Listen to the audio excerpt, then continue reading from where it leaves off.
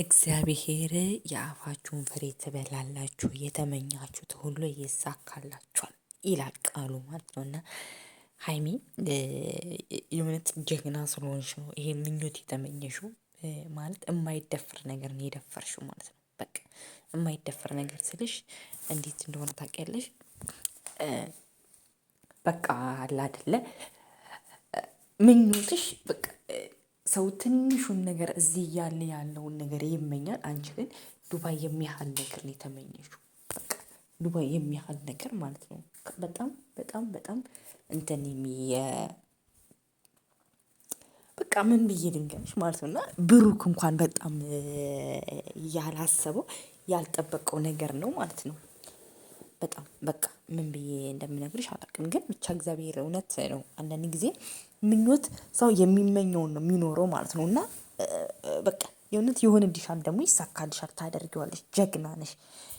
ዱባይ ቤት ለመግዛት ማሰብሽ ራሱ ማለት ነው። እና በቃ በቃ ብሩክ ራሱ ገርሞት ማለት በጣም በአንቺ እኛ እንተማመናለን። የሴት ተምሳሌት ነሽ፣ የሴት ኩሩ ነሽ። አብዞ በክብርሽ አትደራደሪ፣ በማንነትሽም አትደራደሪ። በቃ የሆነ ክብር ያለሽ ሴት ነሽና ያ ነገርሽ እኛን ገዝቶናል፣ እዚህ አድርሶናል ማለት ነው። እና እንኳን ይሄን ስንት ነገር አርግታችሁ አልፋችኋል ማለት ነው። ይሄ በጣም ቀላል ነው ማለት ነው። እና በቃ ምኞትሽ ብቻ ነው። እና ደግሞ የብሩክ ማለት በቃ ማለት ዱባይ ቤት መግዛት ማለት በጣም ከባድ ነው። እና አንዳንድ ጊዜ በቃ ውስጣችሁ የሚነግራችሁ መንፈስ በቃ አለ አይደለ የእውነት ሊሆን እኮ ይችላል። ልታደርገው ትችላለች። ምንም ያቀታት ነገር የለም። ገንዘብ ካለ ቀላል ነገር ነው ዱባይ ቤት መግዛት ማለት ነው። እና በቃ ምኞቷ ብቻ በጣም በእኔ በቃ ያደነኳት ኮንፊደንሷ አለ አይደለ በቃ የሆነ ሰው ቤት ዱባይ ቤት ይኖረኛል፣ ዱባይ ነው መኖር የምፈልገው፣ ኢትዮጵያ ውስጥ መኖር አንፈልግም፣ ዱባይ ነው የምንኖረው፣ ዱባይ አብረን እንሂድ አለችው።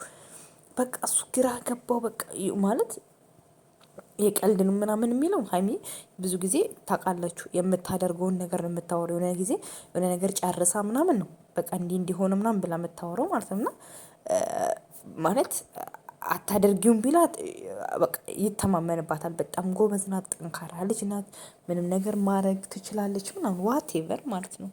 እና ብቻ ምን ብዬ እንደምነግራቸው አላውቅም።